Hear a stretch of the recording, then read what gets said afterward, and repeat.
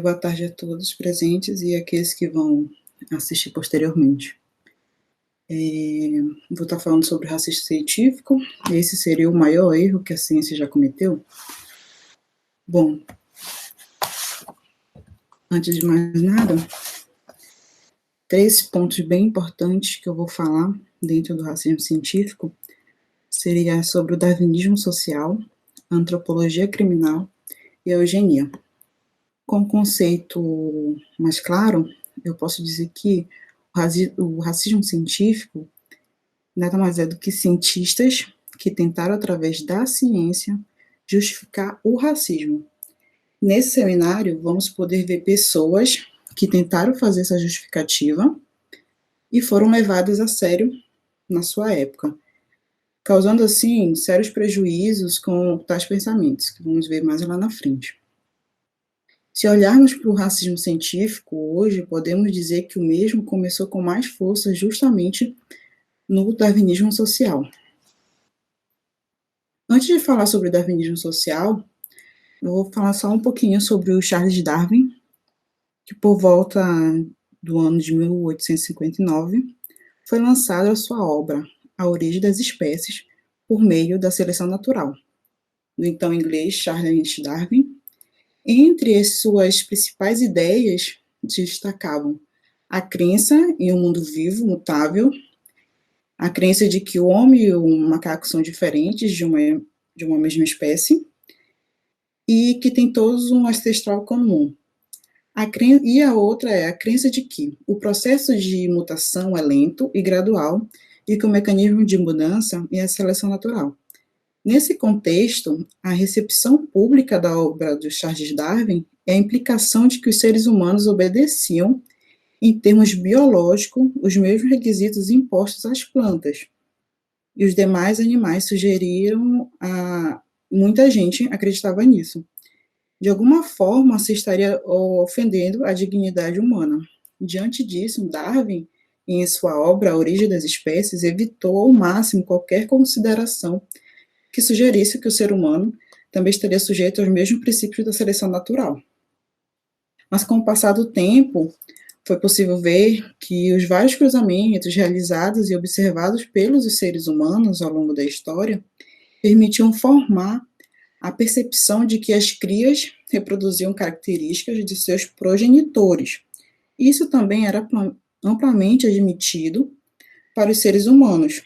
A existência de características individualizadas era geralmente explicada pela mistura de elementos, forças vitais, espirituais, que ambos os pais forneciam aos filhos, e, sendo assim, a mistura poderia ser fraca ou forte, ou ainda pendente para um dos lados.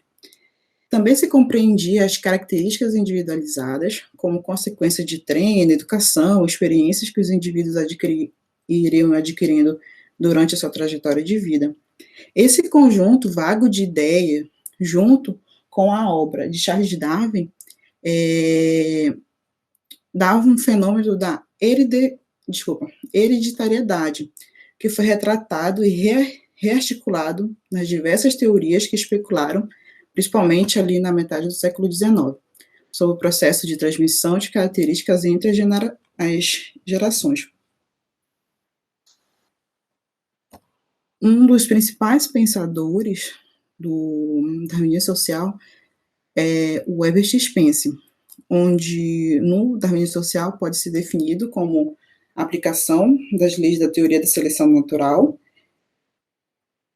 de Darwin na vida e na sociedade, e fala que tem a seguinte, Herbert Spencer, ele coloca justamente a seguinte expressão: sobrevivência dos mais aptos. O darwinismo social considera que os seres humanos são, por natureza, desiguais, ou seja, dotados de diversas aptidões inatas, algumas superiores e outras inferiores. A vida na sociedade humana, segundo ele, é uma luta natural pela vida. Portanto, é normal que os mais aptos a vençam, ou seja, tenham sucesso, fiquem ricos, tenham acesso ao poder, política, educação, dentre outros. Da mesma forma que é normal que os menos aptos fracassem. não fiquem ricos, não tenham acesso a qualquer poder a qualquer forma de poder, tanto econômico quanto político. Além disso, o Spencer argumentava que o processo natural da seleção biosociológico das elites era prejudicado pelo Estado. Por que prejudicado pelo Estado?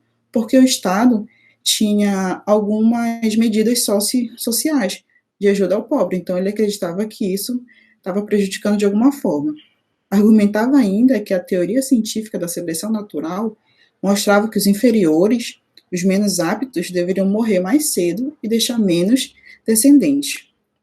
É importante ressaltar que o darwinismo social estava presente em outras ciências, como genética, psicologia, neurologia, sociologia, antropologia e também a etnologia. Na genética, a genética considerou que a definição e a hierarquização das raças se baseavam em características aparentes, como cor de pele, textura de cabelo, forma de crânio. Já na psicologia e na neurologia, buscavam comparar o rendimento intelectual, como exemplo, os testes de QI e aptidões. Na sociologia, temos que ele tentou aplicar o resultado de pesquisas biológicas e genéticas feitas em animais aos homens e difundiu o conceito de limiar de tolerância como recurso natural para justificar a rejeição das minorias. Na antropologia e na etnologia, definiram as raças como resultado de uma divisão da humanidade em função das características físicas transmissíveis. Podemos dizer que o darwinismo social era ideológico e estava associado também à economia e o social. Assim, rapidamente vinculou-se às ideologias eugênicas e racistas. Outro grande pensador, outro grande que teve uma grande influência ali no darwinismo social é o Joseph Arthur de Gobineau.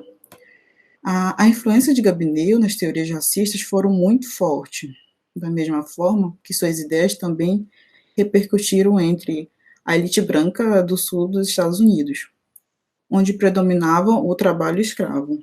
A teoria racista de Gobineau não era preconceituosa apenas com a raça não branca, mas contra inclusive os brancos que consideravam ter sangue mesclado com negros ou índios.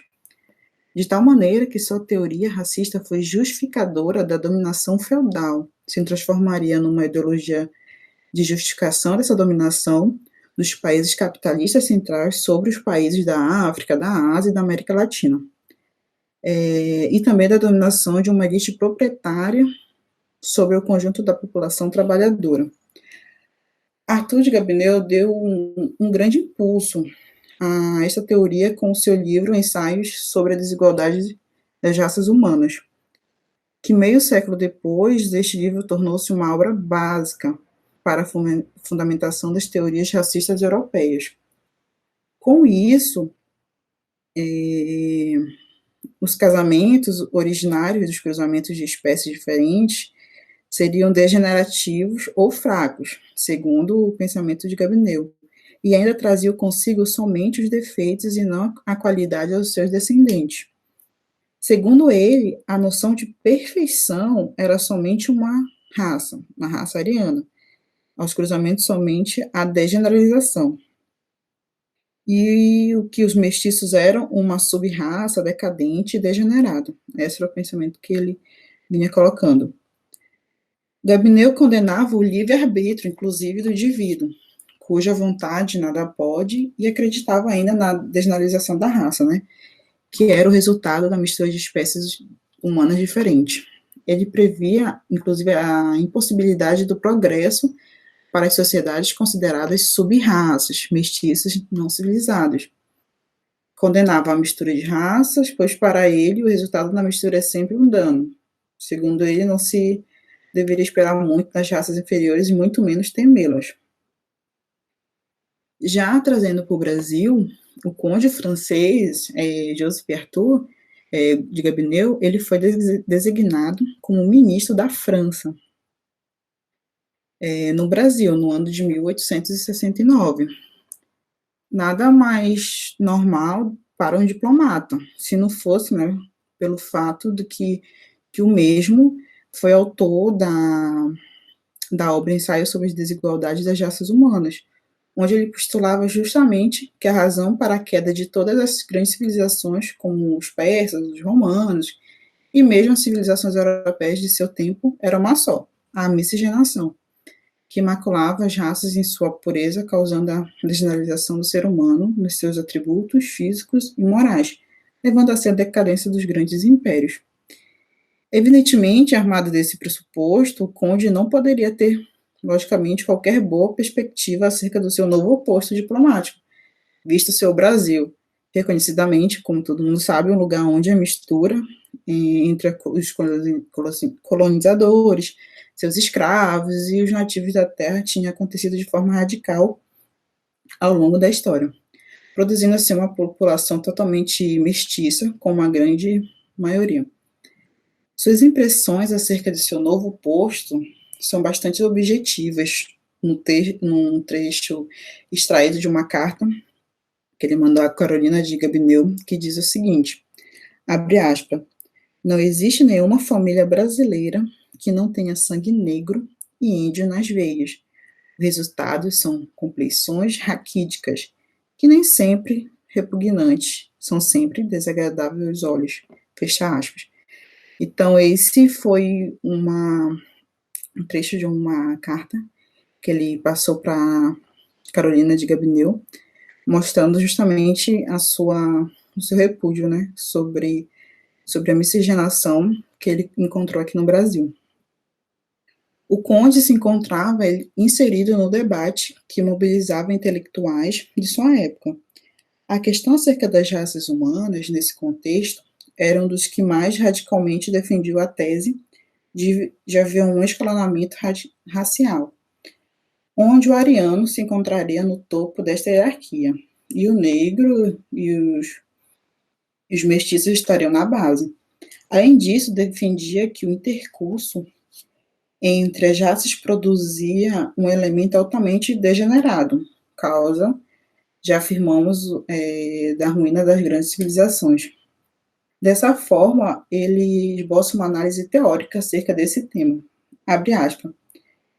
A inviabilidade de uma nação composta por raças mistas, assim, se não se pode afirmar a existência de um consenso no que se refere à representação do país no exterior, é necessário destacar a força e a relevância desse tipo de interpretação pessimista, que vê no Brasil um modelo da falta e atraso, uma função de sua composição ética e racial. Com base nesse raciocínio, o conde chegou mais adiante à seguinte conclusão, que os brasileiros desapareceriam em menos de 2 séculos. Vale lembrar, gente, que esse pensamento do Gabineu quanto aos mulatos não era nenhuma aberração aos olhos dos homens da ciência, né, na sua época. A suposta pouca fertilidade dos mulatos era bastante discutida, principalmente nos Estados Unidos, onde um poligenista, Louis Agassiz, propunha que a civilização branca suportasse a presença dos mulatos por algum tempo, uma vez que eles naturalmente desapareceriam com o tempo. Segundo Gabineu, a mistura das raças era algo inevitável. Ele acreditava que era inevitável, mas que isso iria trazer a degeneralização das raças, e isso seria um grande dano à civilização, no qual poderia surgir populações desequilibradas e decaídas. Um outro ponto muito importante que eu posso estar falando para vocês é sobre a antropologia criminal. Dentro da antropologia criminal, nós temos a Cesare Lombroso, onde a sua principal contribuição foi na criminologia, onde sua teoria sobre o homem delinquente, que inclusive tem um livro que foi escrito por ele. Em síntese, a teoria contou com uma análise de mais de 25 mil reclusos de prisões europeias, né? Além disso, 6 mil delinquentes vivos e resultados de pelo menos 400 autópsias. A partir do estudo realizado, Lombroso constatou que entre esses homens e cadáveres existiam características em comum, tanto físicas como psicológicas, que o fizeram que eram os estigmas da criminalidade. Nesse sentido, para ele, o crime não era um fenômeno apenas biológico, e não um ente jurídico, e não, desculpa, e não um ente jurídico, como afirmavam os clássicos. Ele acreditava que os criminosos poderiam ser atávico, um selvagem que já nasce delinquente. Ele acreditava que realmente a pessoa já nascia de uma forma delinquente, né? Utilizando-se do método empírico indutivo ou indutivo experimental, o positivista criminal de Lombroso buscava, através da análise dos fatos, explicar o crime sob um viés científico. Em suma, concebia o criminoso como um indivíduo distinto dos demais, um subtipo humano. Dessa forma, fundamentava-se o direito de castigar, não como meio de finalidade de punir o agente que praticou o ato delicioso, mas sim com o propósito de conservar a sociedade, combatendo assim a criminalidade. Segundo esse método determinista, surge uma nova hipótese, a da natureza biológica do comportamento criminoso, que argumentava que a criminalidade seria um fenômeno hereditário e, portanto, altamente detectável nas diferentes sociedades. Defendia ainda a autonomia do direito penal, onde mostrava um medo da figura do delinquente, a qual designava anarquia das raças, e que, por isso, era necessário uma nova legislação. Na revista acadêmica, ele defendeu a necessidade, inclusive, da elaboração de um código penal científico e nacional, onde fazendo a junção da antropologia criminal com o direito penal. Ainda, segundo Lombroso, os indivíduos são criminosos natos, pois carregam consigo anomalia e estigmas hereditários, ou seja, eles têm uma predisposição pessoal ao delito, desacreditando assim no livre-arbítrio do indivíduo. Para tanto, ele criou uma tabela onde os indivíduos eram divididos por elementos anatômicos, psicológicos e sociológicos, associando assim as características dos indivíduos aos delitos. Lombroso ele se destacou como um dos maiores médicos legistas do século passado. Ficou famoso mundialmente por seus estudos no campo da caracterologia, como estudos de características mentais e físicas.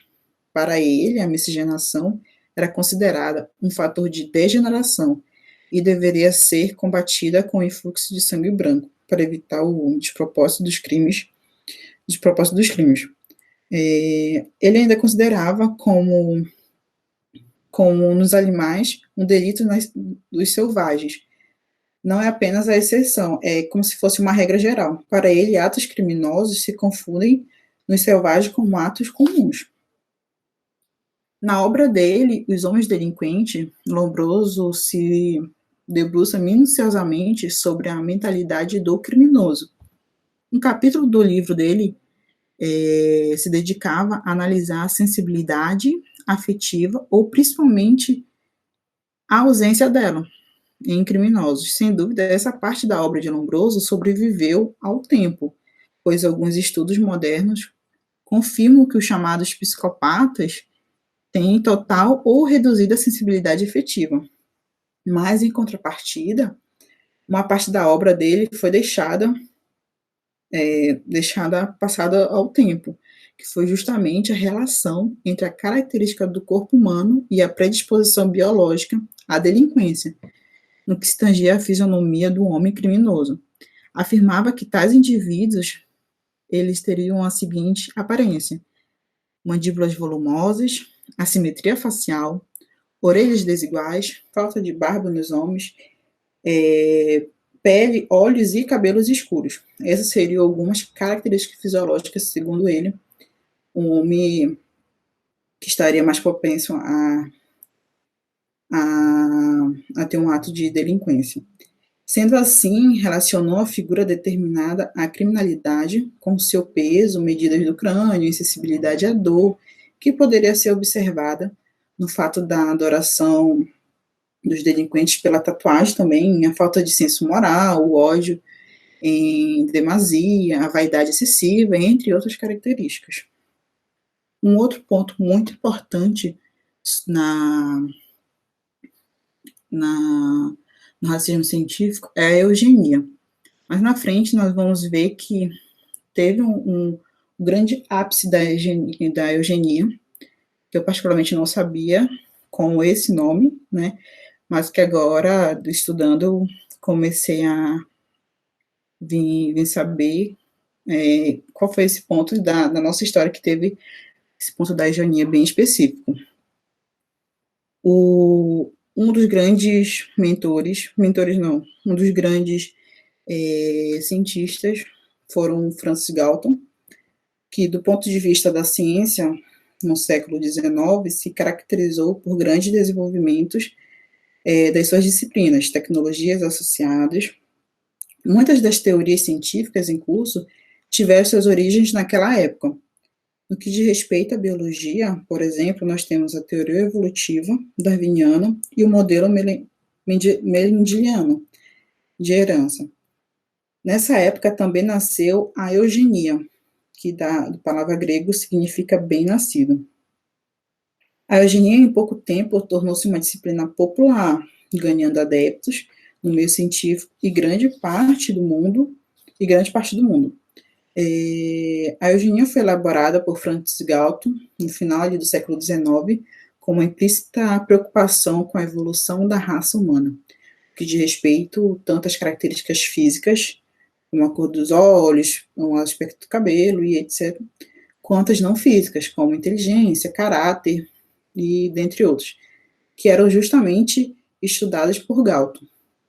A inspiração de Galton para a criação da eugenia veio da leitura do livro A Origem das Espécies, de seu primo, Charles Darwin, onde ele se preocupou com aquilo que ele interpretava como sendo a degeneração da espécie humana, e dessa forma se interessou em desenvolver uma ciência, para ele considerava ciência, que impedisse esse processo a partir do cruzamento seletivos. Assim, o objetivo primário da eugenia era aplicar o pressuposto da seleção natural, descrita por Darwin, para a natureza, e ele queria passar isso para os seres humanos. Para a realização do seu projeto de melhorar a raça humana, por meio da seleção natural, Galton estudou a herança das características humanas físicas e principalmente as não físicas. Sua ideia geral era que o comportamento humano, como preguiça, alcoolismo, a criminalidade, a inteligência, dentre outros, eram hereditários. Para demonstrar isso, ele utilizou seus conhecimentos de estatística aplicada aos estudos de herança em famílias. Certamente, em outro ponto pelo qual é possível identificar a eugenia como uma disciplina científica da biologia, pelo menos ali naquele século XIX, quando começou todo esse movimento.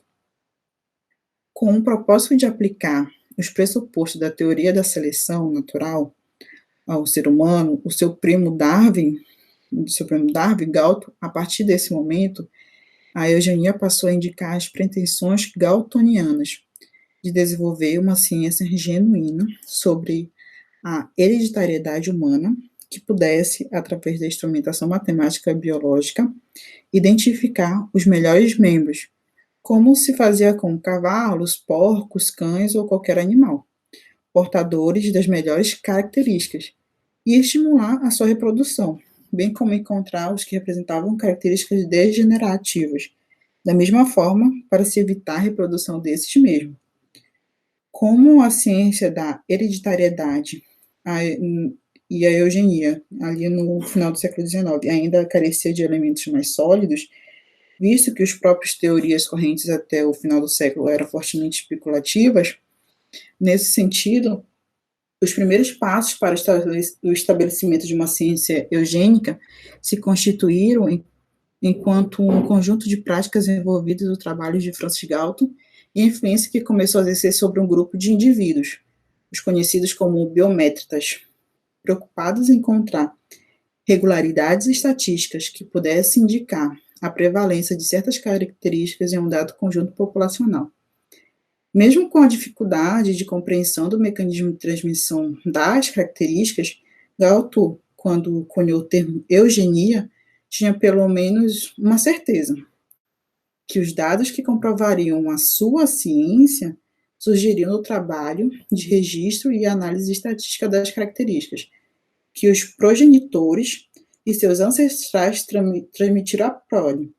Para ele, as demais características, a transmissão das características, não se limitavam apenas aos aspectos físicos, mas também às habilidades e talentos intelectuais. A eugenia, na metade ali do século XX, foi mais vigorosa naqueles países em que a genética mendeliana era forte, revelando assim a associação entre a genética e a eugenia. Contudo, se não existisse dúvidas com relação à eugenia,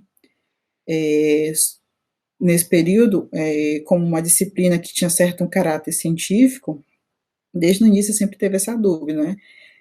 Ela foi marcada como uma disciplina por interesses sociais e julgamentos de valores. Nessa outra face da eugenia, aquela de um projeto de controle social, e o que vai se expressar mais fortemente no período do século XX. Enquanto seu caráter propriamente científico irá sendo perdido na especialização da genética e da teoria evolucionista. O grande marco, o grande estupim que vai acontecer através da eugenia é justamente que eu vou falar agora, com relação à eugenia e os movimentos sociais. No que diz respeito aos movimentos sociais eugênicos, nasceram na primeira década ali do século XX, motivado por alguns fatores. Em primeiro lugar, havia naquela época preocupação com a degeneração biológica ou racial, por parte principalmente das classes mais altas. Com o tempo, eles vieram de pensamentos do darwinismo social, antropologia criminal, então com o tempo eles tiveram essa preocupação aí. Em função disso, a noção de que esse processo poderia ser impedido através de cruzamentos seletivos ficava cada vez mais popular. Em segundo lugar, a condição social da Europa nesse período era de crise, sabendo assim que a Inglaterra, por exemplo, sofria com a intensificação da industrialização e com o aumento do crescimento populacional, se tornando, portanto, um terreno fértil para a propagação das ideias eugênicas. Uma sociedade fortemente marcada pela miséria e pelo proletariado urbano industrial. De modo a controlar seletivamente os casamentos e a reprodução começaram a surgir na Europa, a partir do ano de 1905, diversas sociedades, organizações e comitês eugênicos com esses objetivos. A primeira delas foi a Sociedade Alemã para a Higiene Racial. A ela se seguiram organizações equivalentes na Inglaterra e na França. Mas foi na Europa, nesses países, que os movimentos eugênicos se estabeleceram inicialmente. A partir do ano de 1920, houve uma radicalização das ideias e das práticas eugênicas. Passou-se de uma pregação da necessidade de uma eugenia positiva, que era o estímulo ao casamento e à reprodução daqueles que eram considerados os melhores membros da sociedade, para a necessidade de uma eugenia negativa, que visava evitar justamente a reprodução dos inadequados, termo utilizado por eles. Começaram a surgir, então, práticas como a esterilização dos doentes mentais e a segregação dos considerados inimigos da raça. As leis eram elaboradas e votadas dentro dos parlamentos. Instituições eugênicas eram criadas. O Estado passou a agir com a mão forte da força policial, inclusive, onde na Inglaterra, por exemplo, foi aprovado uma lei que permitia a segregação de pessoas com problemas mentais. Contudo, foi na Alemanha que as páginas mais trágicas dos movimentos eugênicos da Europa e do mundo foram escritos. Os genetistas alemãos foram os pioneiros em estudos sobre a genética humana e de populações. A coleta de dados e os estudos estatísticos ocorreram na Alemanha em uma escala muito maior que em outros países da Europa. São da Alemanha, por exemplo, os trabalhos sobre equilíbrio genético, somado ao desenvolvimento da genética.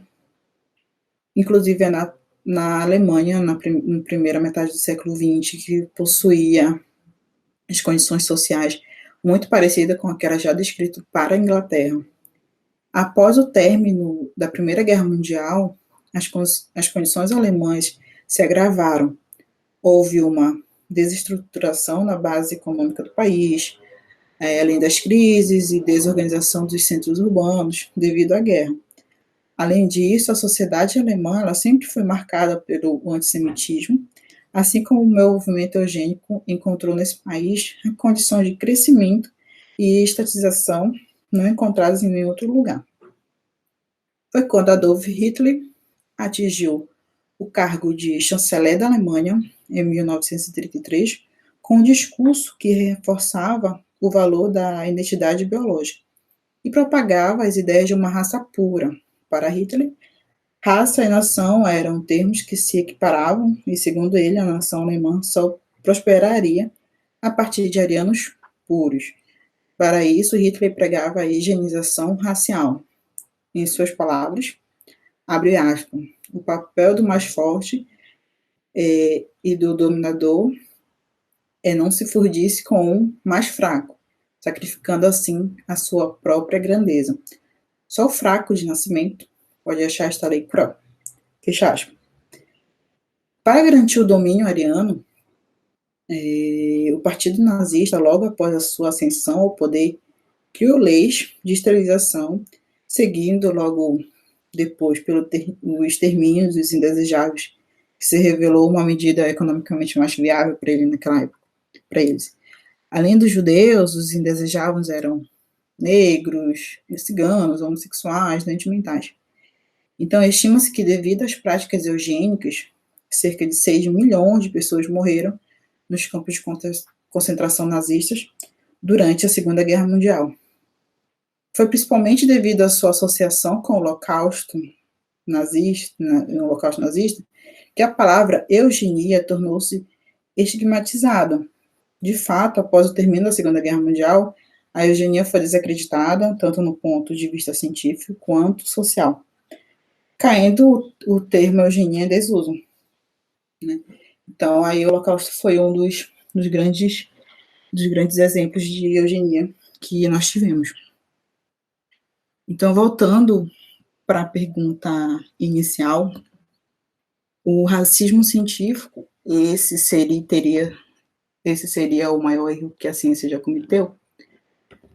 Eu agora coloquei o aspa entre científico, porque não existe o racismo científico. Não tem como justificar uma ação racista. Então, não tem como usar a ciência para fazer essa justificativa. Eu trago para vocês algumas informações com relação ao darwinismo social, antropologia criminal e a eugenia, justamente para trazer, para a gente fazer essa construção desse conhecimento com relação a isso. Se vocês acham que esse seria o maior erro que a ciência já cometeu. Então, eu fico por aqui, agradeço pela atenção de todos. Essa aqui foi algumas referências que foram utilizadas e obrigada.